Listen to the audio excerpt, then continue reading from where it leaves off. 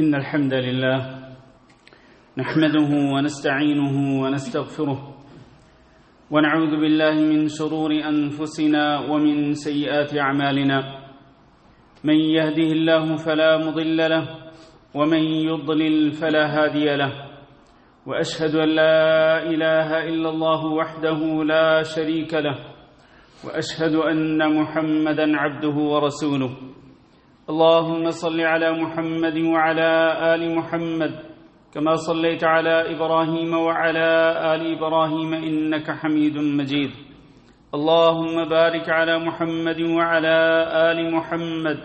كما باركت على إبراهيم وعلى آل إبراهيم إنك حميد مجيد أما بعد فإن خير الحديث كتاب الله وخير الهدي هدي محمد صلى الله عليه وسلم وشر الأمور محدثاتها وكل محدثة بدعة وكل بدعة ضلالة وكل ضلالة في النار أعوذ بالله من الشيطان الرجيم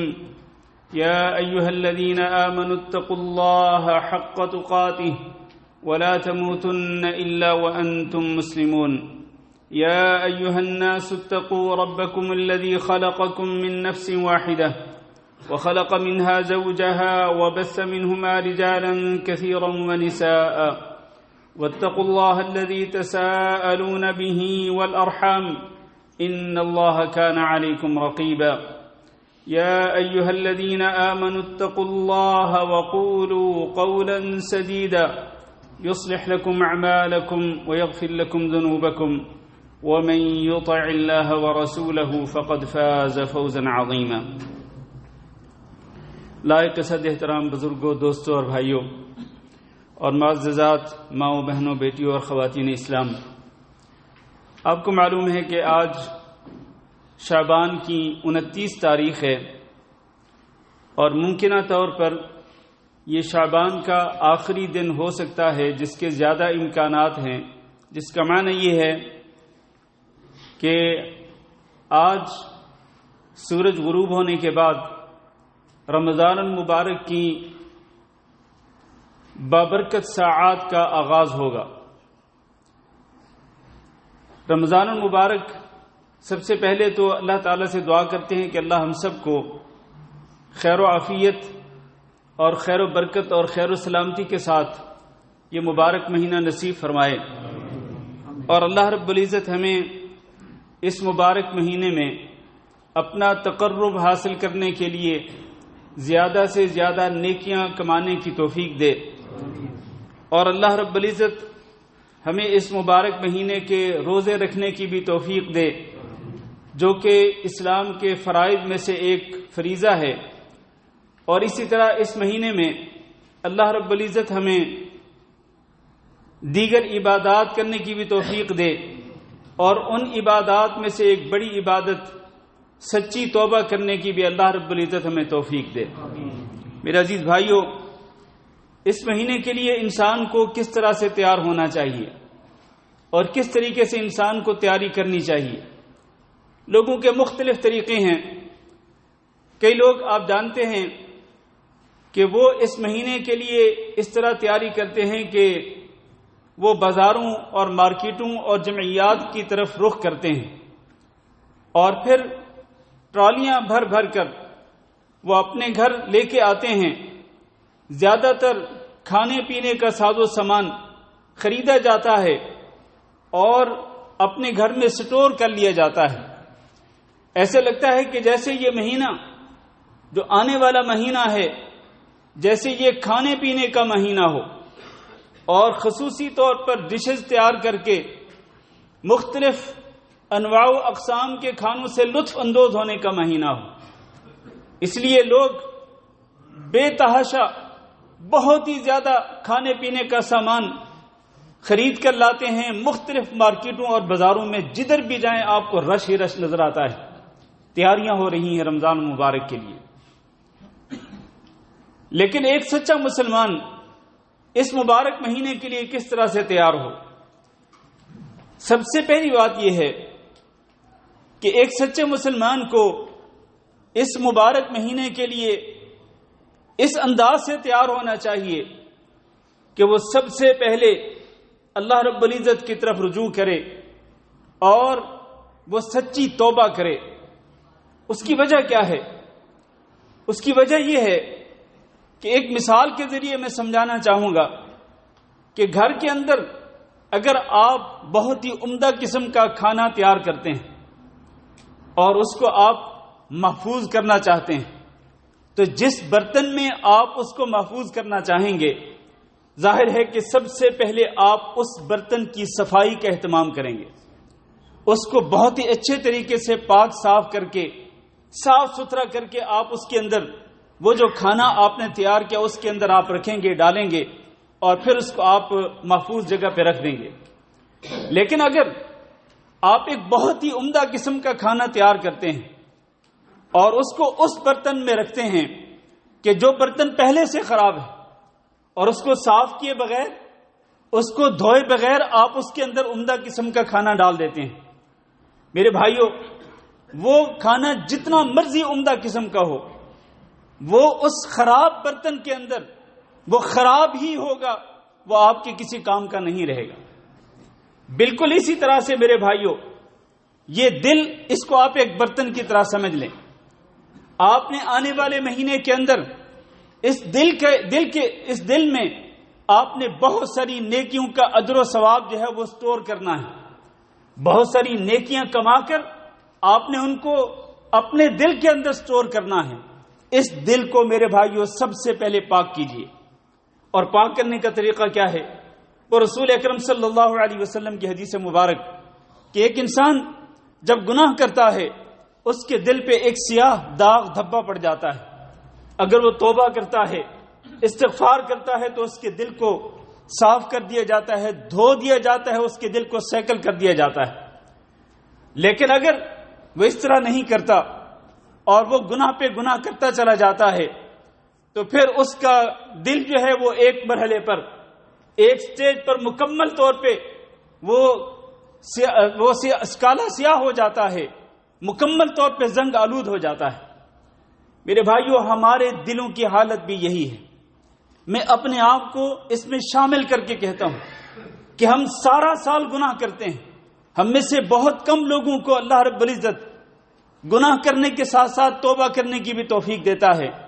اور استغفار کرنے کی، اور ان گناہوں کو ساتھ ساتھ دھونے کی توفیق دیتا ہے، ورنہ زیادہ تر لوگ اس کی پرواہ نہیں کرتے ہیں۔ جو لوگ لاپرواہ ہوتے ہیں، گناہ کرنے کے بعد اپنے گناہوں کو بھول جاتے ہیں،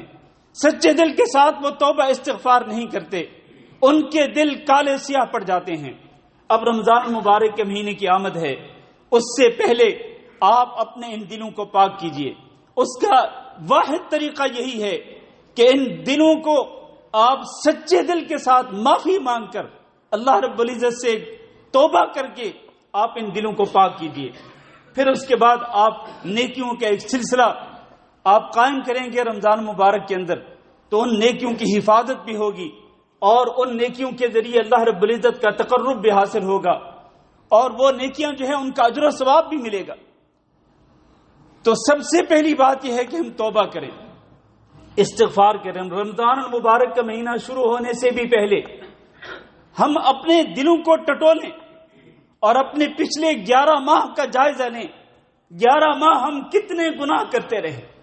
بڑے گناہ بھی اور چھوٹے گناہ بھی۔ تو ہم توبہ کریں۔ اللہ رب العزت کا فرمان ہے وَتُوبُوا إِلَى اللَّهِ جَمِيعًا أَيُّهَا الْمُؤْمِنُونَ لَعَلَّكُمْ تُفْلِحُونَ۔ اے لوگو، تم سب کے سب اللہ کی طرف رجوع کر لو، توبہ کر لو، تاکہ تم کامیاب ہو جاؤ۔ اور نبی کریم صلی اللہ علیہ وسلم آپ فرماتے تھے یا ایھا الناس توبوا الی اللہ فانی اتوب الی اللہ فی اليوم 100 مرہ۔ اے لوگو، تم اللہ کی طرف رجوع کرو، توبہ کرو، میں ایک دن کے اندر 100 مرتبہ توبہ کرتا ہوں۔ ایک دن کے اندر نبی کریم صلی اللہ علیہ وسلم 100 مرتبہ توبہ کرتے، جبکہ آپ صلی اللہ علیہ وسلم گناہوں سے پاک تھے، معصوم عن الخطا تھے، اور میں اور آپ تو ہم ہیں ہی گناہوں کے اندر ڈوبے ہوئے ہیں، سر سے لے کے پیر تک۔ اس لیے ماہ رمضان کے لیے تیاری کا جو پہلا سٹیپ ہے، پہلا مرحلہ ہی یہی ہے کہ ہم توبہ کریں سچے دل کے ساتھ۔ اللہ تعالیٰ سے دعا ہے کہ اللہ ہم سب کو اس کی توفیق دے۔ اور رسول اکرم صلی اللہ علیہ وسلم جب رمضان المبارک کا مہینہ جب شروع ہوتا تو حضرت ابو ہریرہ رضی اللہ تعالیٰ عنہ بیان کرتے ہیں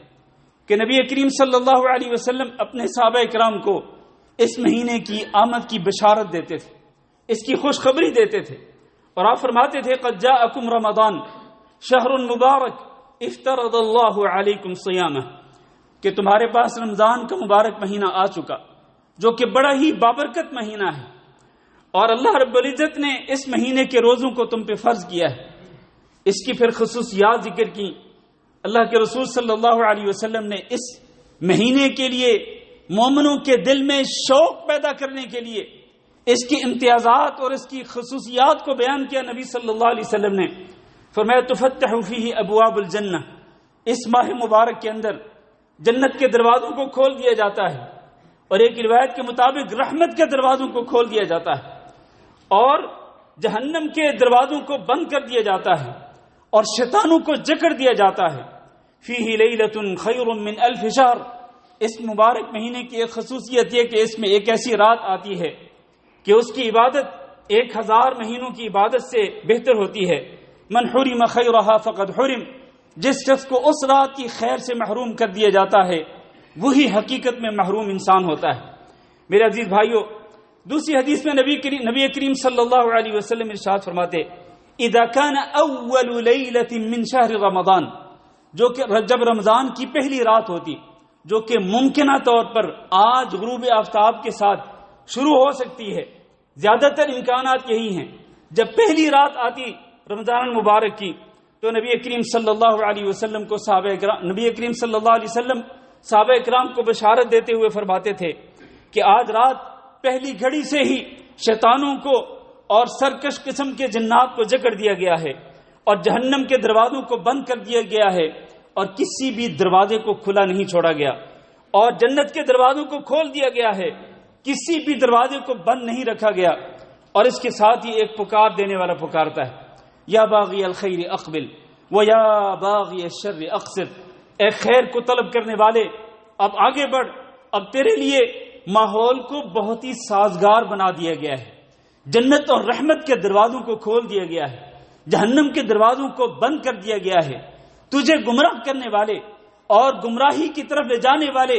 تجھے بہکانے والے شیطانوں کو بھی جکڑ دیا گیا ہے، ماحول بہت ہی سازگار ہے۔ یا باغی الخیر اقبل، اب خیر کے طلبگار تو آگے بڑھ، وہ یا باغی الشر اقصر، اور شر کے پیچھے بھاگنے والے، شر کو طلب کرنے والے اب بریک لگا دے، اب تو رک جا، اب تو شر کے پیچھے نہ بھاگ بلکہ خیر کی طلب میں آگے بڑھ۔ اور نبی کریم صلی اللہ علیہ وسلم ایک اور خصوصیت یہ ارشاد فرماتے وَلِلَّهِ عُتَقَاءُ مِنَ النَّارِ وَذَلِكَ كُلَّ لَيْلَةٍ، کہ اللہ رب العزت اپنے بندوں میں سے بہت سارے خوش نصیب لوگوں کو جہنم کی آگ سے آزادی کا پروانہ عطا کرتا ہے۔ وَذَلِكَ كُلَّ لَيْلَةٍ، اور یہ ہر رات ہوتا ہے۔ میرے بھائیوں، جہنم کی آگ سے آزادی کا پروانہ حاصل کرنے کے لیے آپ مجھ میں اور آپ میں ایک دوڑ جیسا اور ایک مقابلے جیسی فضا ہونی چاہیے، ایک تڑپ ہونی چاہیے، شوق ہونا چاہیے، ولولہ ہونا چاہیے کہ ہم نے ہر رات رمضان مبارک کی راتوں میں ہر رات اللہ رب العزت جن خوش نصیب لوگوں کو جہنم کی آگ سے آزادی کا پروانہ عطا کرے گا، ہم نے کوشش کرنی ہے اور اللہ سے تڑپ کے ہم نے مانگنا ہے، رو کے اللہ سے ہم نے مانگنا ہے، گڑ گڑا کر اللہ رب العزت سے طلب کرنی ہے کہ اللہ ہمیں بھی ان خوش نصیب لوگوں میں شامل فرما۔ میرے عزیز بھائیوں، یہ ایک بہترین مہینوں میں سے سب سے افضل مہینہ آ رہا ہے، لہذا اس کی آمد پر ایک مسلمان کو خوش ہونا چاہیے، جس کی یہ خصوصیات ہے، جس مہینے کی یہ خصوصیات اور جس مہینے کی یہ خصوصی امتیازات ہیں، اس مہینے کی آمد کے ساتھ ایک مومن کو خوش ہونا چاہیے اور اسے اللہ رب العزت کا شکر ادا کرنا چاہیے کہ اللہ تو نے زندگی کے اندر یہ مہینہ ایک بار پھر عطا فرمایا ہے۔ ورنہ کتنے لوگ ہیں کہ جو اس مہینے کی آمد سے پہلے ہی اللہ رب العزت کے پاس چلے جاتے ہیں۔ ہم اپنے جاننے والوں میں دیکھیں، رشتہ داروں میں،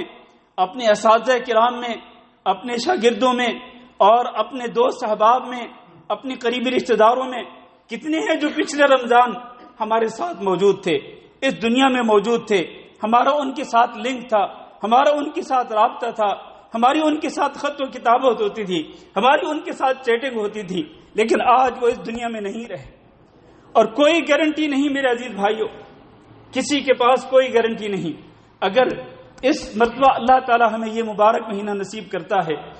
تو اس کے بعد کوئی گارنٹی نہیں ہے، اور بلکہ اس کی بھی گارنٹی نہیں ہے، ابھی تو چند گھنٹے باقی ہیں۔ اس لیے میرے بھائیوں، انسان کو ہر لمحہ تیار رہنا چاہیے موت کے لیے، اور موت کا ادراک کرنے کے لیے انسان کو سوچنا چاہیے۔ تو یہ مبارک مہینہ جو ہے اس پر اللہ رب العزت کا شکر ادا کرنا چاہیے۔ اور پھر دوسری بات یہ ہے کہ ہم اس مبارک مہینے کے مکمل روزے رکھنے کا عزم کریں، کہ ہم نے اس مبارک مہینے کے مکمل روزے رکھنے، اور کسی بھی عذر کے بغیر، شرعی عذر کے بغیر ہم نے کوئی روزہ چھوڑنا نہیں۔ نبی کریم صلی اللہ علیہ وسلم ارشاد فرماتے تھے، من صام رمضان ایمانا واحتسابا غفر له ما تقدم من ذنبه، جو شخص رمضان مبارک کے روزے رکھے، اور ظاہر ہے کہ رمضان کا لفظ پورے مہینے پر بولا جاتا ہے، یہ نہیں کہ ایک دن روزہ رکھ لیں پھر ایک دن چھٹی کر لیں، پھر 2 دن رکھ لیں پھر ایک دن مزید چھٹی کر لیں، جس طرح کے بعض لوگ اس طرح کرتے ہیں۔ من صام رمضان،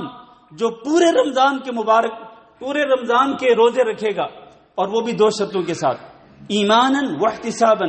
ایمان کے ساتھ بھی، اور صرف اللہ رب العزت سے اجر و ثواب کو طلب کرنے کی خاطر، اپنے اوپر چٹی سمجھ کے نہیں، اور اسی طرح لوگوں کو دکھلاوے کے لیے نہیں، اور اسی طرح لوگوں سے تعریفیں سننے کے لیے نہیں، تو ایمان کے ساتھ صرف اللہ رب العزت کی رضا کو طلب کرنے کے لیے جو رمضان کے روزے رکھے گا،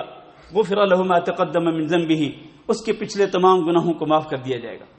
میرے بھائیوں، رمضان المبارک کے روزوں کی اور کوئی فضیلت نہ ہو، صرف یہی فضیلت بھی اگر ہو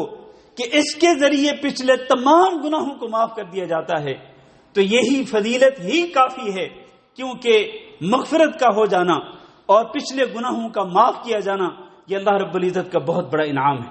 یہ انعام کس طرح حاصل کر سکتے ہیں کہ آپ نے مکمل رمضان المبارک کے روزے رکھنے ہیں، اسی طرح عزم کریں کہ آپ رمضان المبارک کے اندر قیام بھی کریں گے، نماز تراویح بھی پابندی کے ساتھ پڑھیں گے۔ یہ نبی کریم صلی اللہ علیہ وسلم کی سنت مؤکدہ ہے، اور آپ اس کی فضیلت بیان فرماتے، من قام رمضان ایمانا واحتسابا غفر له ما تقدم من ذنبه، جو رمضان المبارک کا قیام کرے گا ایمان کے ساتھ اور صرف اللہ رب العزت سے اجر و ثواب کو طلب کرنے کی خاطر،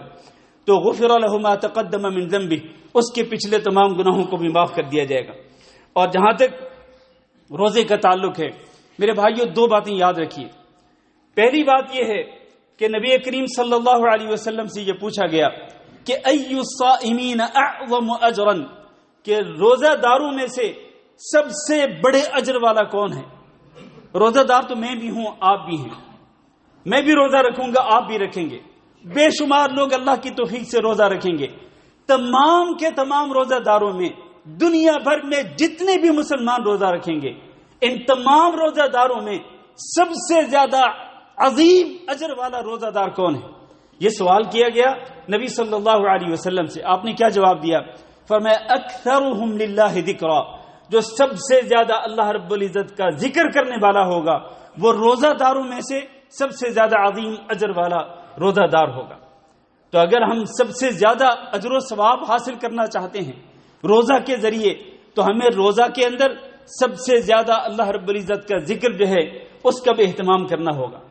کہ ہم اپنی زبان کو اللہ رب العزت کے ذکر کے ساتھ تر رکھیں۔ دوسری بات یہ ہے کہ ہم نے روزہ رکھ کے روزے کی حفاظت بھی کرنی ہے، اس لیے کہ نبی کریم صلی اللہ علیہ وسلم نے ارشاد فرمایا، من لم يدع قول الزور والعمل به فليس لله حاجة في ان يدع طعامه وشرابه،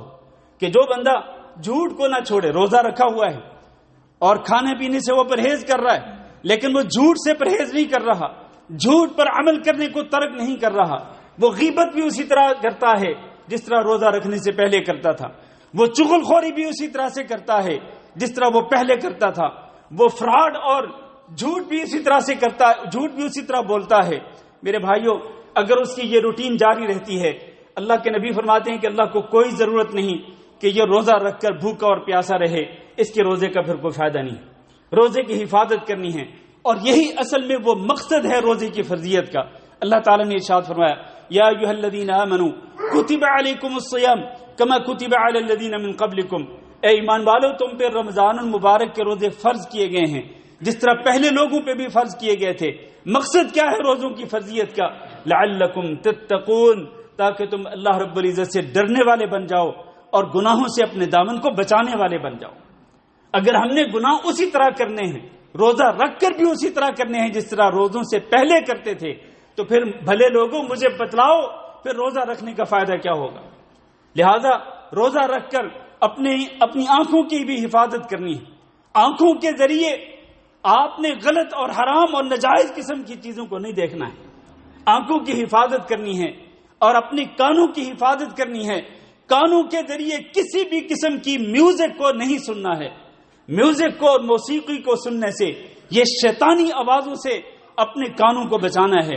اور اسی طرح اپنی زبان کی بھی حفاظت کرنی ہے، اپنے ہاتھوں اور اپنے پیروں کی بھی حفاظت کرنی ہے۔ روزہ صرف منہ کا نہیں کہ آپ کھانے پینے سے پرہیز کریں، بلکہ اس کے ساتھ ساتھ آپ پورے جسم کو روزہ رکھوائیں اور پورے جسم کی حفاظت کریں اور اپنے گناہوں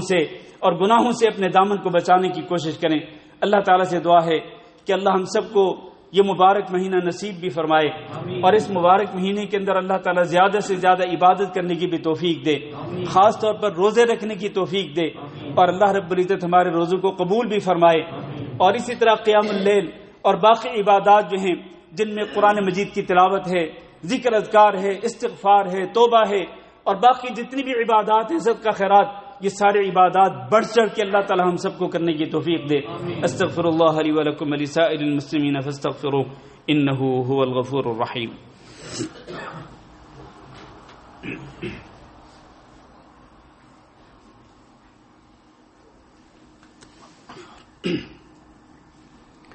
ان الحمد لله نحمده ونستعينه ونستغفره ونعوذ بالله من شرور أنفسنا ومن سيئات أعمالنا، من يهده الله فلا مضل له ومن يضلل فلا هادي له، وأشهد أن لا إله إلا الله وحده لا شريك له، وأشهد أن محمدا عبده ورسوله۔ اللهم صل على محمد وعلى آل محمد كما صليت على إبراهيم وعلى آل إبراهيم إنك حميد مجيد۔ اللهم بارك على محمد وعلى آل محمد كما باركت على إبراهيم وعلى آل إبراهيم إنك حميد مجيد۔ اما بعد، میرے عزیز بھائیو اور دوستو، رمضان المبارک کے لیے کس طرح انسان کو تیار ہونا چاہیے، کچھ باتیں میں نے پہلے خطبہ میں عرض کی ہیں، مزید ایک دو باتیں عرض کرنا چاہوں گا کہ انسان کو پلاننگ کرنی چاہیے اور اپنا شیڈول مرتب کرنا چاہیے۔ انسان کوشش یہ کرے کہ جو ضروری کام ہیں، انسان ان ضروری کاموں کو رمضان المبارک کا مہینہ شروع ہونے سے پہلے ہی ان کو نمٹا لے، تاکہ وہ رمضان المبارک کے اندر زیادہ سے زیادہ عبادت کے لیے فارغ ہو سکے اور اس کو فراغت مل سکے۔ ورنہ ہم میں سے بہت سارے لوگ ایسے ہوتے ہیں کہ جن کی ڈیلی روٹین ہی ایسی ہوتی ہے کہ انسان بہت زیادہ بزی رہتا ہے اور بہت ہی زیادہ مشغول رہتا ہے دنیاوی کاموں کے اندر۔ میرے بھائیوں، دنیاوی کاموں کو پہلے سمیٹ لیں، ان کو پہلے نمٹا لیں، زیادہ سے زیادہ کوشش کریں، اور آئندہ مہینے کے اندر زیادہ سے زیادہ اپنے آپ کو فارغ رکھنے کی کوشش کریں۔ لیکن کس کام کے لیے فارغ رکھنا ہے؟ آپ نے عبادات کے لیے اپنے آپ کو فارغ کرنا ہے۔ 11 مہینے آپ دنیاوی کاموں کے اندر لگے رہتے ہیں، تو یہ رمضان کا ایک مہینہ جو ہے سال کے 12 مہینوں میں سے ایک مبارک مہینہ، جس کے اندر نیکیوں کا اجر و ثواب کہیں زیادہ بڑھ جاتا ہے، تو انسان یہ پلاننگ کرے کہ میں نے زیادہ سے زیادہ عبادت کرنی ہے۔ اس میں قرآن مجید کی تلاوت بھی ہے۔ ایک انسان کو سوچنا چاہیے، پہلے سے پلاننگ کرنی چاہیے کہ مجھے ڈیلی کتنے پارے قرآن مجید کے پڑھنے ہیں، اور صرف پارے ہی نہیں بلکہ اس کے ساتھ ساتھ انسان کو یہ بھی پلاننگ کرنی چاہیے کہ میں نے قرآن مجید کی تلاوت ہی نہیں بلکہ اس کے ساتھ ساتھ میں نے قرآن مجید کو سمجھنے کی بھی کوشش کرنی ہے۔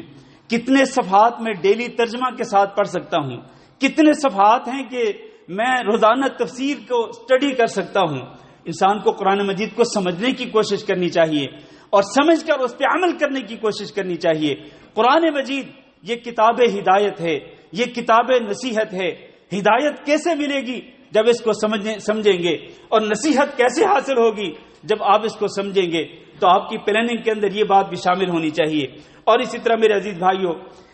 زیادہ سے زیادہ ایسی چیزیں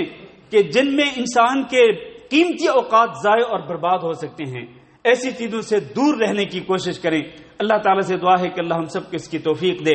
آخری ایک بات ذکر کر کے میں ختم کرتا ہوں۔ نبی کریم صلی اللہ علیہ وسلم کے ارشاد گرامی ہے کہ من لم یبیت الصیام قبل الفجر فلا صیام له، جو بندہ فجر سے پہلے فرض روزے کی نیت نہیں کرے گا اس کا روزہ نہیں ہوگا۔ لہذا ہر روزے کی نیت جو ہے وہ آپ کو رات کی گھڑیوں میں سے کسی بھی گھڑی میں کرنی ہوگی، چاہے سونے سے پہلے کریں، چاہے سو کر اٹھیں تو اس کے بعد نیت کر لیں، سحری کے وقت کر لیں۔ المہم یہ ہے کہ طلوع فجر سے پہلے آپ کو آنے والے دن کے روزے کی نیت کرنی ہے، یعنی دل میں آپ نے ارادہ کرنا ہے کہ آنے والے دن کا میں نے روزہ رکھنا ہے۔ یہ نیت جو ہے یہ زبان کے ساتھ نہیں ہوتی بلکہ دل کے ارادے کے ساتھ ہوتی ہے۔ یہ روزے کے ارکان میں سے ایک بڑا رکن ہے۔ اللہ تعالیٰ سے دعا ہے اللہ رب العزت ہم سب کو اپنی تعلیمات کے مطابق، اپنے حکم کے مطابق اور رسول اکرم صلی اللہ علیہ وسلم کے طریقے کے مطابق، آپ کی سنت کے مطابق ہمیں یہ اسلام کا بہت بڑا فریضہ ادا کرنے کی توفیق دے۔ اللہم اغفر لنا وللمؤمنین والمؤمنات وللمسلمین والمسلمات الاحیاء منهم والاموات۔ اللهم انا نسألك العفو والعافية والمعافاة الدائمة في الدنيا والآخرة۔ اللهم انا نسألك رضاك والجنة ونعوذ بك من سخطك والنار۔ اللهم فرج هم المهمومين ونفس كرب المكروبين واقض الدين عن المدينين واشف مرضانا ومرضى المسلمين۔ اللهم آمنا في أوطاننا واجعل هذا البلد آمنا مطمئنا وسائر بلاد المسلمين۔ عباد الله، إن الله يأمر بالعدل والإحسان وإيتاء ذي القربى وينهى عن الفحشاء والمنكر والبغي يعظكم لعلكم تذكرون۔ سبحان ربك رب العزة عما يصفون وسلام على المرسلين والحمد لله رب العالمين۔